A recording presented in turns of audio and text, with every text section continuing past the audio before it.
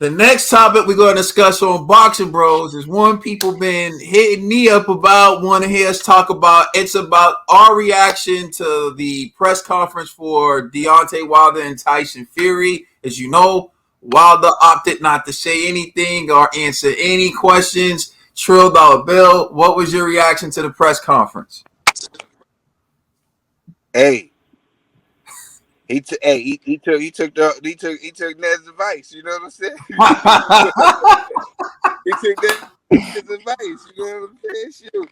He was like, "Hey, speak no evil, hear no evil, see no evil." You know what I'm saying? Well, he took his glasses off at the end, but you already know that's where he was. It seemed like that was the game plan. You know what I'm saying? He didn't want to hear nothing. And you know what? I'm not mad at that. You know why? Because maybe, right? Maybe, just saying, G, let me hold this. Let me hold this real quick. I got a conspiracy G, right?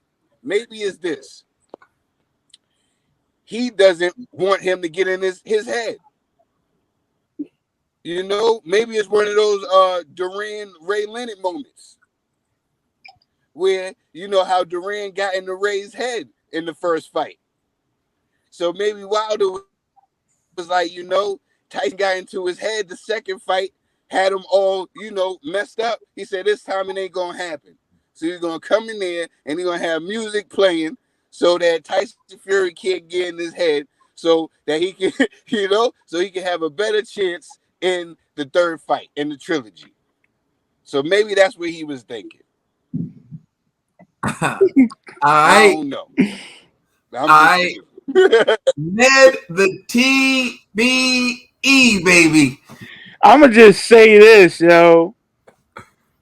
We your favorite boxers, favorite boxing channel. Because it look like everything we say, they do. And I don't want to take credit for it, but I'm gonna take credit for it, man. Wilder, That's right, Ned. Take that credit, Wilder, Ned. I wanted you to be present, but you came in with the headphones. I swear, yo, soon as the camera pan, the host was speaking, and then she asked your question, camera panned over to you. You just like, I'm like, oh You know man, what this he is was so listening to? embarrassing. You know what he was listening to, Trill, right? Light it up, right, I was like, oh no, yo, he really did it. He really did it. And then, yo, oh man, once I saw that, I was like, damn, yo, they love us. They love the boxing bros. They gotta love us. So shout out to Malik Scott for like trying to stay composed because Fury was bringing it to you. Like he was bringing it to you. You almost got out of composure. You almost lost it when he was like, "Yeah, I bust you and his eardrum." And how you think you could teach him to beat me? And then like he was just laying it into Malik Scott since he was the only one there who could take the verbal abuse. But I'm excited for this fight because I swear now Wilder is going to wear earplugs into the ring, and you're gonna see it. They're gonna sneak it. They're gonna try to sneak it, but he's gonna wear earplugs into the ring because he don't want to hear nothing Fury got to say. Nothing. All right. I'm turning it over to my man, Wilder enthusiast, Conspiracy G. I got so much to say about this, and The I floor is yours. and I might differ from my brothers here, but I honestly thought Wilder did the right thing. I know Ned was like, you know, kind of clowning Wilder for it, but I actually wanted him to stay silent during that press conference. And the reason why is because, and this is no disrespect to Wilder, just we know Wilder does not have the gift of gab. There's no way he was going to win that exchange at the press conference. This guy's crazy. There's no way Wilder's going to win. The war of words against Tyson Fury. So it was just more strategic just to stay silent. You know what I mean? Hey, I'll take it. Where I do have issues though is well, let me first say this. I thought the stare down was intense, and I thought that was a good marketing ploy for Wilder. Like I thought that was good. But with the Malik Scott, now this is where I got issues. I understand, Malik was like, I'm gonna speak on behalf of Wilder.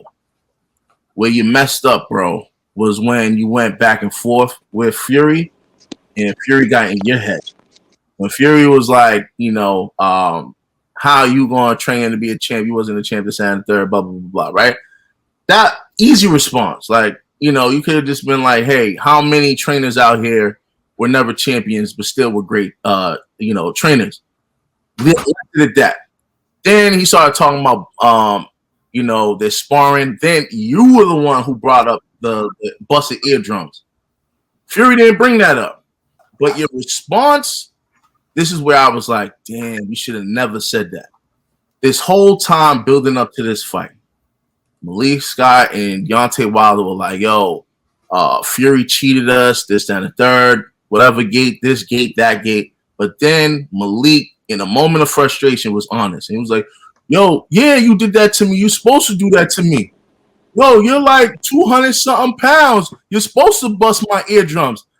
I'm like, he bust your eardrums because of, his physical attributes, but he couldn't do that to Wilder, and I was just like, damn, yo, like, bruh, if I was on Wilder's legal team, I'd have been like, yo, you know what, Malik, you should shut your mouth right now, but yeah, so that was my only issue with the press conference was Malik got out his element, got in his feelings, and he allowed Fury to expose them from a hypocritical standpoint. But other than that, I still thought it was good. But then there's another issue that I do have.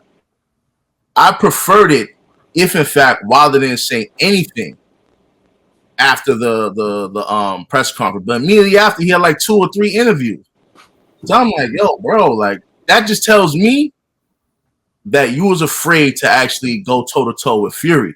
If you just kept it where I'm not talking no more, I'm just here to bang. I just want to see him in the ring and don't do interviews with anyone.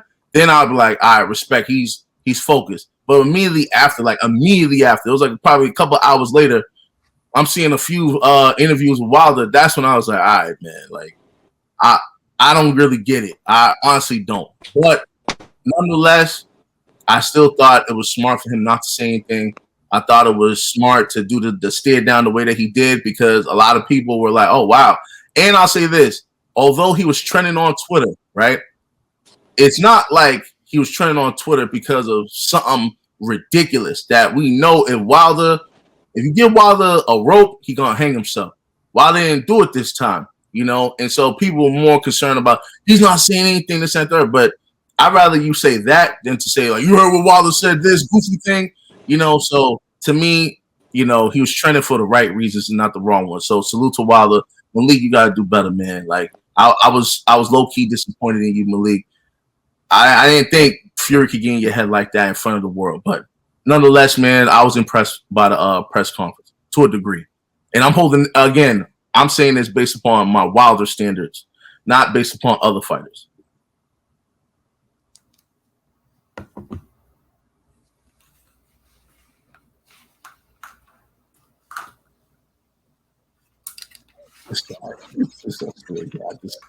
Hold on, before you start, Kaden, the comments though on Twitter was so disrespectful. Somebody was like, yo, at least Anthony Joshua gets endorsed to wear his beats. You know what I mean? And then another person was like, yo, all this eardrum talk, man, Wilder's gonna start promoting Beats by Fury. I was like, yo, these dudes are mad disrespectful, man, in the comments, man. But yeah, but go ahead, bro.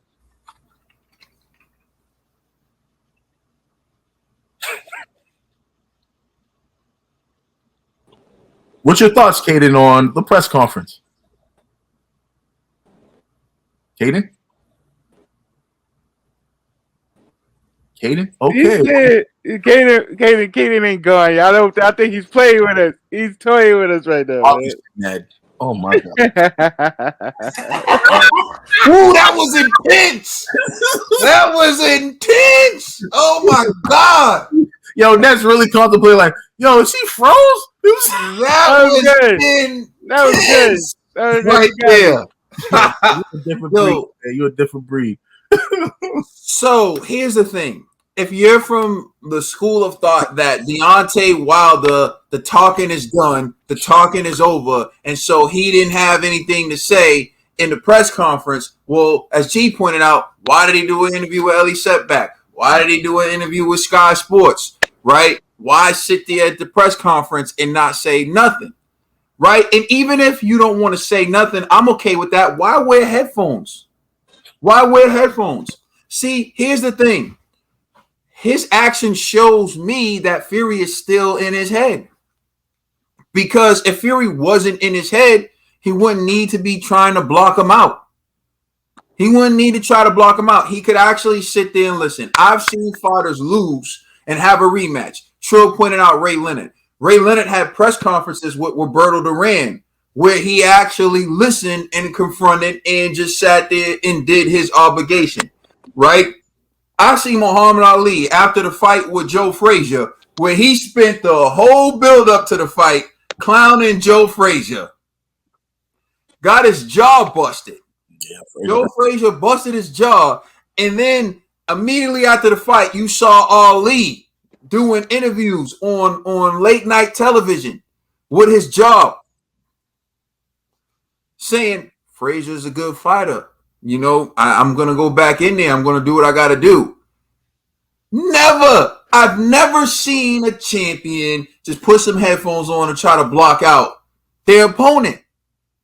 Anthony Joshua lost to Andy Ruiz. The world clowned them, especially when you look at the body differential. When you look at Anthony Joshua, who looks like a Greek sculpture, and you look at Andy Ruiz, who looks like the Buddha, not passing any judgments. You know what I'm saying? Just saying that body-wise, there is a huge difference between the both of them. Anthony Joshua became the laughingstock because he lost to a tubby guy, right? Did Anthony Joshua wear headphones? Did he avoid it? No. He faced that demon. He listened to all you people say he was too robotic. He can never learn how to box. He can't beat Andy Ruiz. Listen to 80% of the pundits. Listen to 80% of the people pick Andy Ruiz to beat him. Sat there and took it like a man. Went in the ring and proceeded to prove everyone wrong. To the point where the only criticism of Anthony Joshua was, well, he knocked you out or you didn't knock him out. Won the fight, though. Right? Deontay Wilder wearing those headphones tells me that Tyson Fury is still in his head. So much so, he can't even hear Fury. He doesn't even want to hear Fury. He can't even listen. He doesn't even want to engage with Fury. If you don't want to engage in Fury with verbal combat, how can I believe you want to engage with Fury in physical combat? If all the talking is done, why were you talking when you were talking to Sky Sports? Why were you talking then? Why were you talking to Ellie Setback? If the talking is done, you shouldn't be saying anything.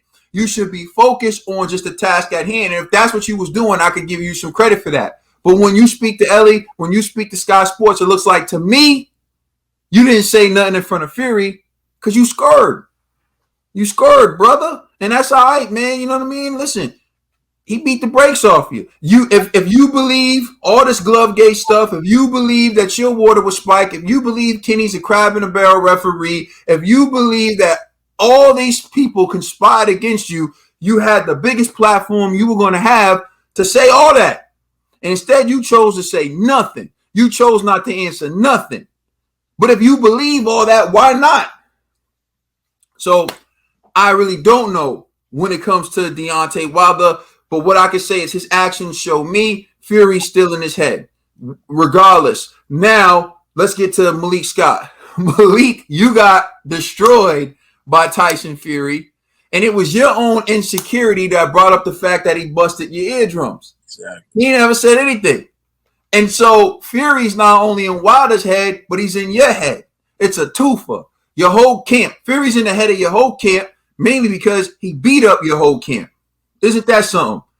It's like, it reminds me of the HBO movie about Mike Tyson, when Mitch Green sees Mike Tyson and he was like, yeah, Robin got you pee-whipped. But I heard it's not just your lady, it's your lady's old lady. You know what I'm saying? Like, Tyson got both of them double whipped. You know, that's what it is. They're both like people who were abused. they're trying to recover from being abused by the same man. They're trying to help each other. You know, they're each other's support system. We're going to get him this time. Yeah, we're going to get him this time. I'm going to show you how to get him. Although every time he always beat up on me. You know, so it's all good. Now let's go to the face off. So Wilder, you can't lose the game you picked. You can't lose the game you picked. You picked the long, intense stare down. That was your tactic. You got your camp all hyped up. Dude with the braids who needs to shut his mouth. And listen, security went to go break up the stare down, which that dude with the braids should have let it happen, because then it would have looked like security broke it up and Wilder didn't turn away. Then the dude with the braids goes to security. Nobody better not touch Wilder. Don't touch him. So I wish I was security. Because the first thing I would have did was touch Wilder and then hooked off on the kid with the braids. That's the first thing I would have did. Like, who are you, dude? Shut the hell up. It's not about you, hanger on. It's not about you, sidekick. It's about the fighters. It's about Fury and it's about Wilder. Let security do their job. Security got in between. They were going to break up the stare down in case it got too intense. But no, you want to. And if I was there and the guy from security who let that little punk with the braids tell him not to touch him, I would fire that dude. Because the first thing he should have did was just push that dude off the stage. Like, seriously, who does that dude think he is? And then that dude's so annoying, he annoyed Tyson Fury's brother Shane, who's like, you're a P word. Like, yo, dude, who do you think you are? And then when Deontay Wilder turned to walk away, what did it do with the braids do? Why not stay there? Since you got all that mouth, since you so bad, he turns and walks away too. Like, you a punk, yo. Like, straight up. So this dude hypes up Wilder. They're like, yeah, Wilder ain't looking away. Yeah, it's real. Yeah, it's all that. Fury's just standing there laughing in his mind. And then Fury says, you know what's coming, don't you? Like, Fury sees this dude and is laughing at him. And then Wilder just turns and walks away. How can you lose that stare down? You picked that game. Your team told security not to touch you so you can play that game. And you still lost the stare down. Yo, every facet of the press conference, Deontay Wilder lost. And to me, that doesn't bode well for the fight. Like, if you told me that Deontay Wilder was just focused on the fight and everything, but he's doing so much talking when Fury's not around. And Ned, you know what it is. He got mind control over Fury. When Fury tells him to be quiet, he keeps silent. But when Fury leaves, Wilder be talking again. All right. So, thank you for watching this video. We are the Boxing Bros. Please check out our podcast on all major streaming services. And also, Trill Talk out right now, available right now. So, go to whatever streaming platform you use and check out the mixtape. It's the Boxing Bros.